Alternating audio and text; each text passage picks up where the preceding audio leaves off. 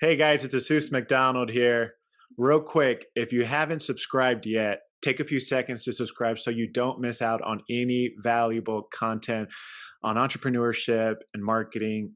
We are definitely pushing out weekly content. So definitely don't want you guys missing out on any of that. And then also, please leave us a 5-star rating on Apple Podcasts. We definitely need your help to reach a wider audience. Now, today, my special guest is Sam Moss. Sam, welcome to the show. Hey, thanks, man. Really, really excited to be here with you. Same's here. Now, where are you located right now? Elmira, New York. So if you're not familiar with the state, we're dead center as far south as you can go. So right above the Pennsylvania border. Interesting. And how's the weather out there? Is it snowing or is it just threatening to snow?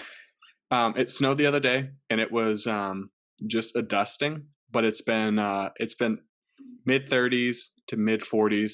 It's kind of flirting back and forth between fall and winter, but I'm sure we'll get hit hard here pretty soon, as usual. Yeah, I'm in California and it's like 40, 50s. The highest it gets is like 65 during the day. See, But I then, would have thought it would have been way, way warmer than that. So I was a little jealous at first, but now I'm not as jealous. totally. Now, Sam, I want to start by giving our listeners and viewers a short bio of who you are, just to give them more context. And then we'll dive right into the questions. Sounds like a plan? Sounds good. Now, for those that don't know Sam, Sam Moss is the owner of One Click Agency. It's a website development and design company in Elmira, New York. For over 5 years, Sam and his team have been helping B2B companies by providing WordPress website builds and monthly maintenance. Outside of running his own business, Sam is also the co-host of marketing podcasts each week called B2B Made Simple. Again, that's B2B Made Simple.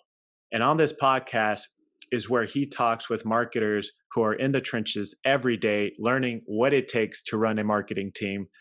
Also, Sam was born in Rochester, New York, and is married to his beautiful wife, Ciara, and has one daughter named Olive. In addition to his love for marketing, Sam enjoys watching and playing sports, being involved in church, and playing guitar. Sam, thank you for your time. And again, thank you for joining the show. Yeah, a couple of discrepancies. One, well, thank you, obviously.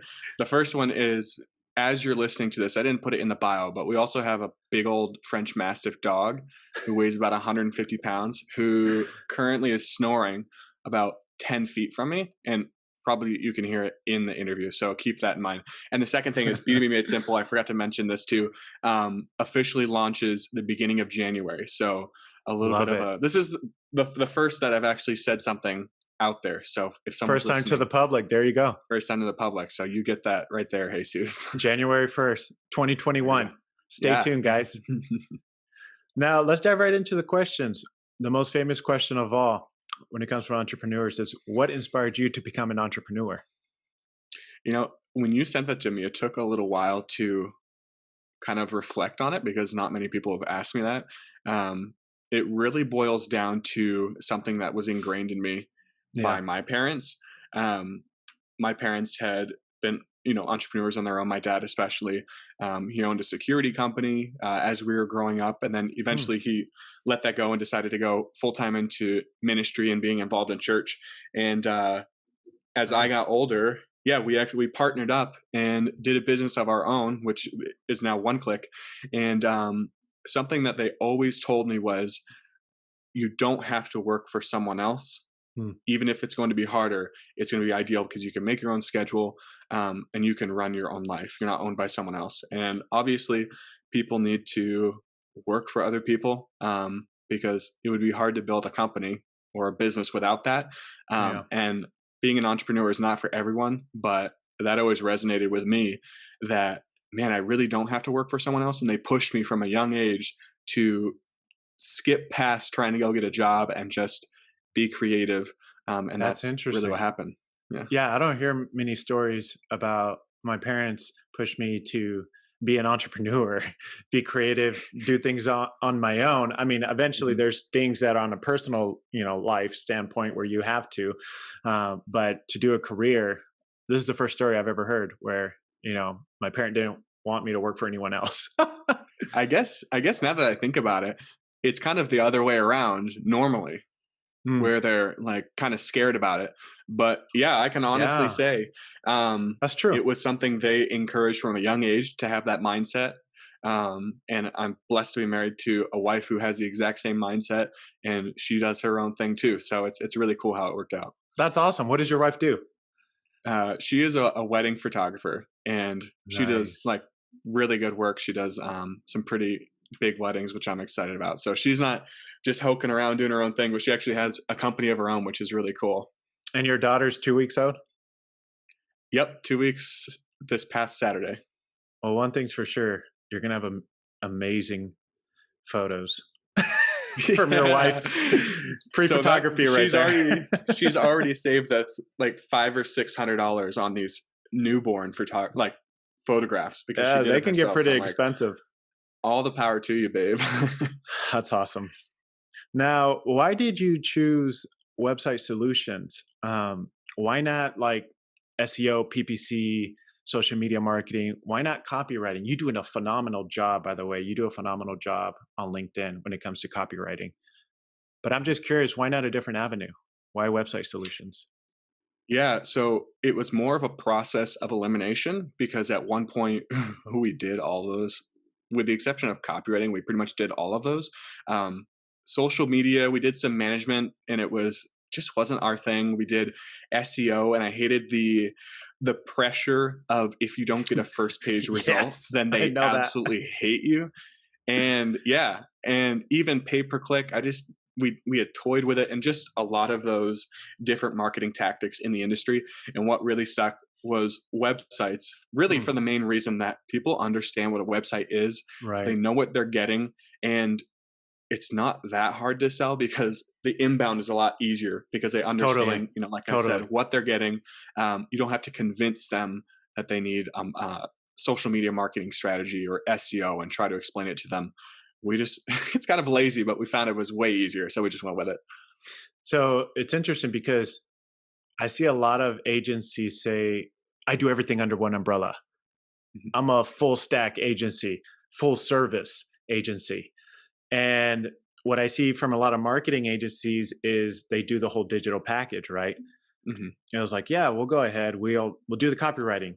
We'll do the images. We'll do the videos. We'll do your websites. We'll do SEO, PPC. We'll do PR. We don't do PR, but we'll do it for you, right? We'll wipe your Yeah. butt. We'll do whatever, right? But you were like, I did the whole digital package, but then you narrowed down to just doing one service, which was the website. Yeah. And And that has, yeah, go go ahead. ahead. I was going to say that's been really freeing, as counterintuitive as that sounds, because like you mentioned, we were the full stack everything, and it's been an internal conversation between Todd and I, where it's, should we add some more services, should we not? And we've really just decided that we should have one focus Hmm, until we absolutely crush it. And right, one focus, obviously, we do a couple of different things under the website umbrella, maintenance, design, development, things like that. right, But right. as a whole, that's really one part of the industry, and we decided that we didn't want to be pulled 100 different directions, and it's really hard to promote a full stack agency because you don't really have a main focus. So that's what we realized, and it really helped us. That's awesome. I really like that. The focus. It's very rare to find marketing agencies or just website design and development companies that just focus on one service. Mhm. I feel like they do a lot because it's more like your fish nets, right? They want to cast their nets to a wider audience, but then they take on so many that it becomes quantity over quality, Mhm. right? Yeah. Did you experience that too when you were doing everything? It was just you're all over the place, but it was hard to really have make quality. Yeah, it was really tough because you'd be working on an SEO campaign for one customer, and then you'd run over and schedule social media posts for another, Mm, and then you would be running over and doing a website edit for someone else. And it was a lot, and we weren't known for one thing. My own wife had trouble explaining to people what we do, And if your if Oh, your own yeah. spouse can't explain it, um, Yeah, that's true. for goodness sake, then you're probably doing a little too much. So, um, for the sake of being known for one thing, we just decided let's hammer websites hard, and we've been going for it ever since. That's awesome. One of the things that I really like that you do is website audits Mhm. for marketing professionals. And one of the things um, that I'd like to know more of is what do you do specifically for website audits? And also, I'm going to throw another little question underneath that one is when should someone consider a website audit? Because a lot of times they don't know, right? Mhm. Yeah. So the first one, your first question was, what is a website audit and do we do, right? Correct. Yeah. So let me unpack that first. Traditionally, when you think of a website audit, you would think that someone's going to come in, go through your website, make sure all the links work, Hmm. um, make sure that the website is functioning properly. And that's all very good, but we take a different approach. It's more of a conversion audit, more or less, which means we go over the content of the website, the flow, the structure, the design, the customer experience that they're going to go through, and give feedback to the company, the marketing team, the business owner on what can be improved. And to segue into the second question, which is when should you consider one? Um, Basically, we provide this to give a second pair of eyes um, for your marketing team, for your company, for as a business owner, that second pair of eyes that can say, yes, you're either doing it right, or Right. here are some key areas that you can improve because you've been so focused on your company, on your business, that it's tough for you to see what customers are experiencing. Mm. So we purposely go in and not really tear it apart, but give some corrective criticism. We record the call and then we shoot it over to them, and then they have it so they can go back through it and take notes, send it Hmm. off to their marketing team, their developer. What we found is that companies, business owners, they already have a relationship with a website developer, Right. or they have one on their team. And we still wanted to offer value to them because we enjoy marketing, we enjoy helping websites convert. So Hmm. this was just a nice way for us to do that, where we didn't have to do the website development, but we could still help them. So you mentioned you record. So do you do it over Zoom to record, or is it a phone call recording? You don't just send the PDF over, or do you even send the PDF?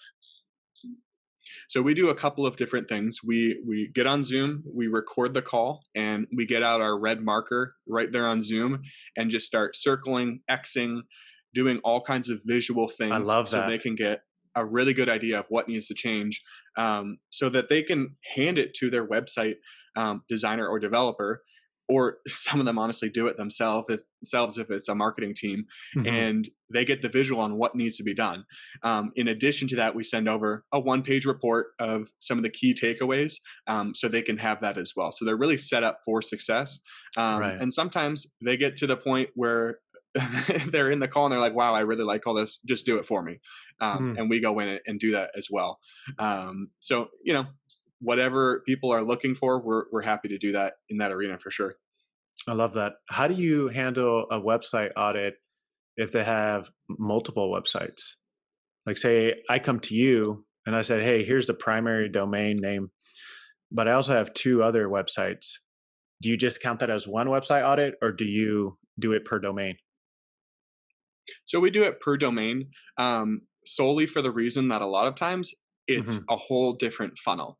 I mean, if it's close to the same funnel, they should probably be on the same website anyway if they're going for the same goal. Mm. But a lot of times, if they're separate domains, they're really separate businesses, entities, sections of a company, and it's better just to get a whole different view on that, so there's not confusion. So yeah, we do Gotcha. one per domain, just to keep it easy. Awesome. And when should someone consider a website audit? Hopefully, I didn't miss that. Yeah, so they should. I don't remember if I said it or not, but they should consider one. Um, Really, at any point that they are questioning, because that's very easy to do. Mm, We question our work or wonder if it's could be better, or if we did it right, or we want the confirmation that we did a good job. So really anywhere in the process, obviously not before a build. These are typically on websites that have been up and running, and you're looking for a way to improve them, hopefully get some more conversions, and really represent your company better. That would be my answer. That's awesome. Another question that I have is, who is your ideal client? The more specific, the better. Yeah, so our ideal client are VPs of marketing at B2B tech companies, SaaS companies, computer software, that industry. Typically, the companies that we work with size between 10 employees and 1,000 employees, and then they have an annual budget of around 5 million to 150 million. That's our ideal client, ICP. Yeah, no, I love that. And you're probably the first one that have gotten that specific on the ideal client. So that's awesome because I learned from the best.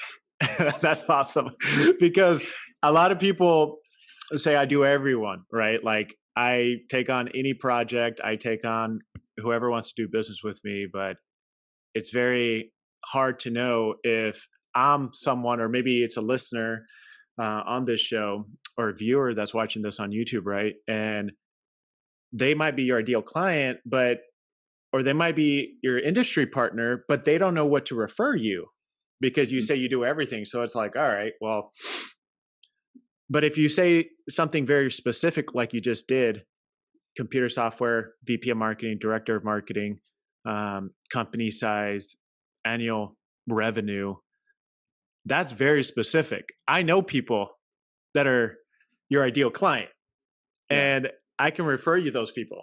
I may have already got out of a meeting with that person. It's really counterintuitive. I use that phrase a lot, obviously, but when you're honed in, and this goes back to what we mentioned about the websites, you're known for something. Right. When a keyword or a key phrase is sparked up in conversation or in a meeting room, um, something along those lines, I want to be the one that comes to mind for website development, website maintenance, B2B companies. So if you're listening to this, I would encourage you to get honed in. And we were not like that up until Right. recently, especially with our ICP. We were all over the place. It kind of had an identity crisis with who we should really focus on. Hmm. And it wasn't until recently that we really started doing, I Right. mean, we had worked with B2B companies, but focused solely on that. Right. And even with the websites, we had mentioned that in the Right. beginning where we were all over the map with social media, Right. SEO, PPC. Hone in on one thing, hone in on an ICP, and go for it.